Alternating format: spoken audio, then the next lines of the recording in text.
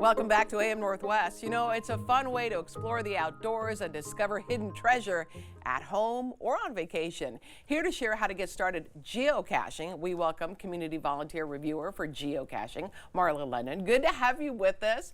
For those who don't know, what the heck is geocaching? Geocaching is a way to go explore, as you said. You use the app, geocaching.com, which is downloadable for free, and you navigate to a location, and there's some treasure there, something that you can find, and then you sign it and sign a logbook inside, and then you put it back so the next person can go find it, and then you log online. And these can be in parks, they can be on hiking trails, you can need a kayak to go get one, all sorts of variety. Like, and how do you know, like, are there hints for where to go? Many of them have a specific hint. It might say behind the tree or under the pile of sticks. There's also a rating system so that you know that you're not getting in over your head. It goes from 1 to 5. So I recommend that a new cacher find something that the difficulty is 1 or 1.5, and the terrain is 1 or 1.5. Okay, so you review geocaching sites? Is that how that works? I review when somebody creates a new cache. It doesn't automatically go on the website. As a reviewer, I make sure that it follows our guidelines, which are mostly common sense. We don't want them at the elementary school on the train tracks and so on. Oh, yeah, of course. I was thinking like a cliff, like don't put one on a cliff. Oh, you're telling me, your face says, oh, we've done that before. We've done that before. Now that's going to have a terrain rating of 4 or 5. And so people, again, informed consent, they know what type of physical danger they're going into. Wow. Now, I thought that maybe the treasures inside would be something exciting. I'm not sure what I thought because I've never played this before. Do you say play? We say play, we say go geocaching. Okay. So I've never gone geocaching before, but these are the kinds of things that you would find. So show me what we've got here. We've got Hot Wheels. We've got different toys that might be in a larger cache. Sometimes it's rocks that say things on them, or this is Signal the Frog. He's an antenna thing. He's the mascot for geocaching.com. So whatever people want to place. Over here we've got some of the containers. It might be a regular size container, and of course this is a regular size container. Correct. So clearly the kinds of places that you're going to find this are very different than the kinds of places that you might find a matchbox. So does this get buried somewhere? Absolutely not. We don't bury them.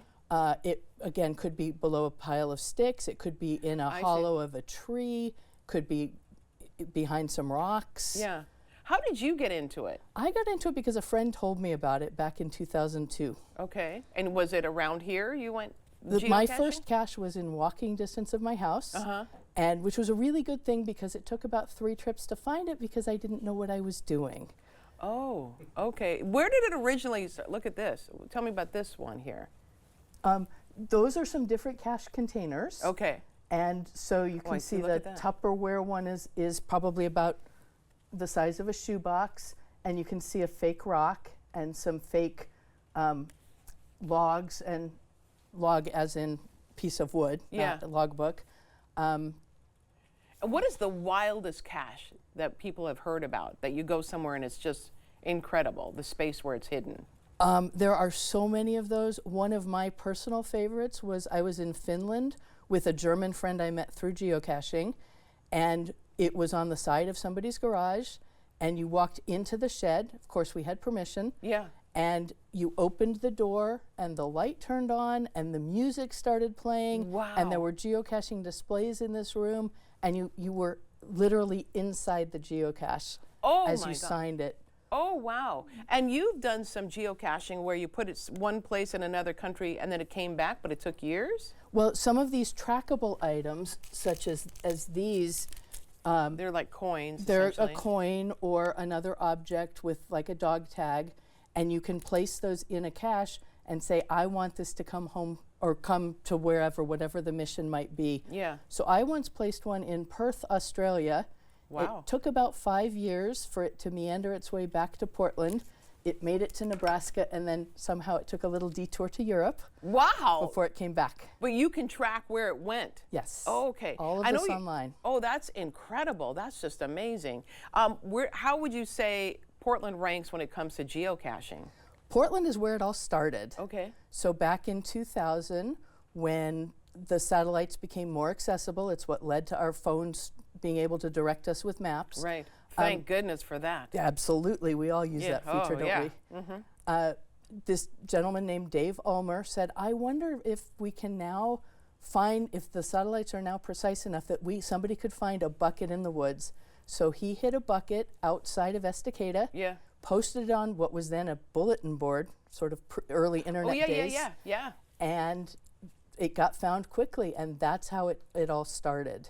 That's incredible. And there's over 2,000 within 20 miles of where we're sitting. So there's plenty of caches. Over 2,000. Within 20 miles of here. Incredible. There's 20,000 in Oregon, over 20,000 in Oregon. And so there's something for all abilities. Yeah. And geocaching teaches kids about navigation, you told me, patience. You have a big event coming up in September. We do. We have an event at Shampooey State Park that we would love the whole community to join us. It'll be celebrating 25 years of geocaching in Oregon, where it started. And we would love for people to log on to geocaching.com and find that GC number, which I know you said will be on the website, and log that they will join us, that they will attend that event in September. Okay, we're going to put all that information for you on our website at k2.com.